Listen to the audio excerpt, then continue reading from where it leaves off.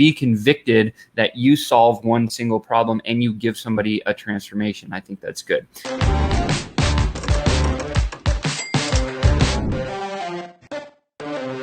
Happy Tuesday, Sales Ascender. I'm so excited to be here with you today. My name is Sean. I am one of the co-founders of the Sales Ascender CSO. And today's question for today's high ticket tune-up comes from Danielle. Danielle asks, Sean, how do you manage a prospect conversation when they bring up your competitors? Oh, so powerful. I think it's a wonderful question.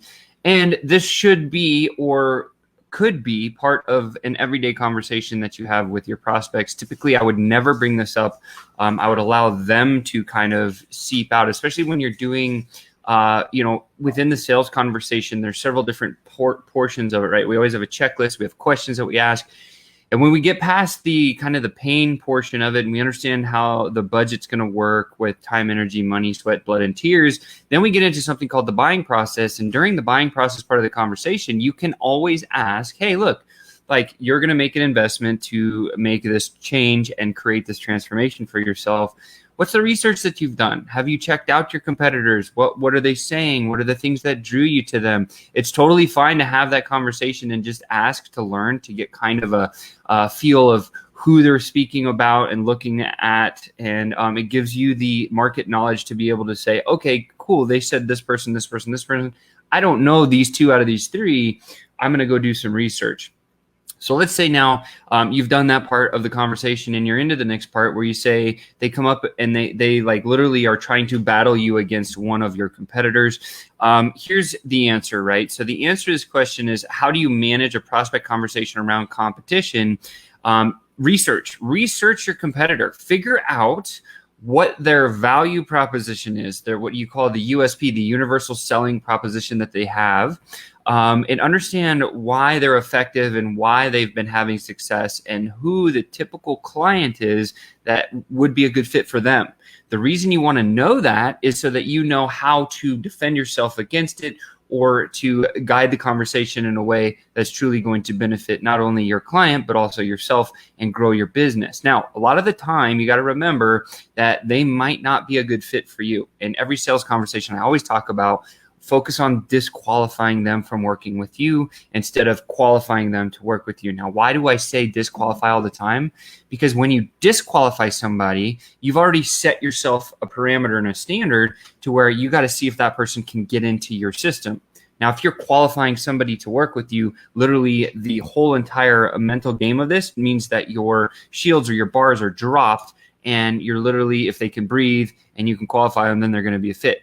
Versus disqualifying, saying, no, not a good fit. So knowing their USP, their universal selling principle is good. Doing the research on them is very valuable. But then the biggest part too is know yours. Know your universal selling proposition. In our world, it's this, right? I know that I'm one of the best, if not very close to the top of being very good at most any sales conversation that there is out there. I'm a student of sales.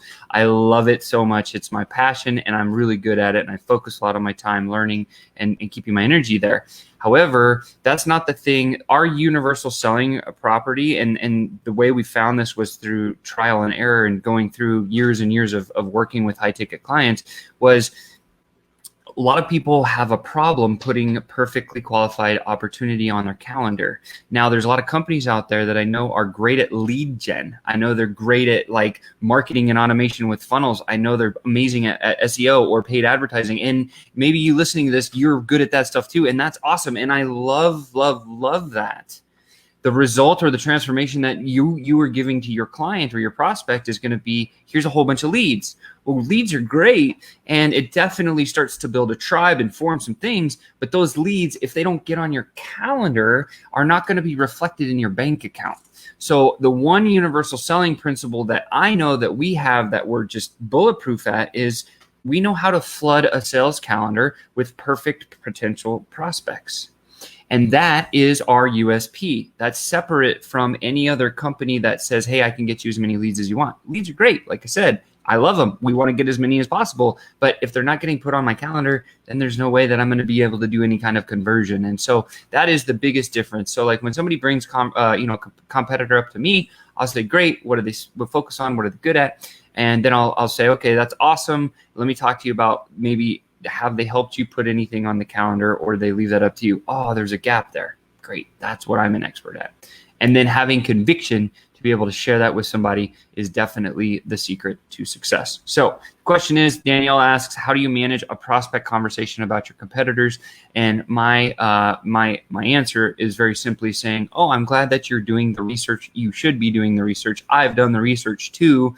And I know that their specialty is whatever it is. Be willing to say that to them, and then say the difference here is that they're focused on the one thing where I'm focused on this thing. This is the one problem that I know that I solve for my prospects. And now let me ask you, Ms. Prospect, are you having this issue, or do you just need that solution? Which one? Because you might not be a fit for what I do. And that's totally cool, right? And when you say that to somebody, a couple of things happen. Mentally, they're like, no. Like, I need to be with you because you are more convicted and you know what you're doing, Sean, versus that I'm just going over there. No one's ever explained it to me in that kind of pretense. And so that's literally how I navigate the competition. I research them.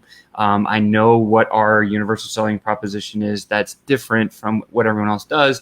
And I'm super convicted about it because I've had 20 years of experience of knowing how to do this and how to close lots of deals. But more so importantly, the USP that we focus on is, if you can just get qualified potential prospects on your calendar and you can book it fully, what's going to happen is you're going to get into these great selling conversations, and then literally you'll probably struggle. You'll hit a speed bump or a pothole or something like that, and then that message or the conversion is the piece that I'm really truly great at, and so I can help there too. But my focus is, here's how you put these people on your calendar versus just getting leads, for example. So hopefully that helps, Danielle. Again, just research your competitor, whatever industry that you may be in. Know your universal selling principle, proposition, know theirs, and then be convicted that you solve one single problem and you give somebody a transformation. I think that's good. Looks like we got someone said this is a good one. So yeah, that is a great question. Thank you for asking that. Appreciate that. And like anyone, every day, all the time, Tuesday is Taco Tuesday. So tell me what you're having in the comments below for what are you having for Taco Tuesday today. And again, this was another successful high-ticket tune-up about competitors and how to talk to them about them in a sales conversation. If you have any questions about sales or getting people on your calendar, drop a comment below. Happy to answer this.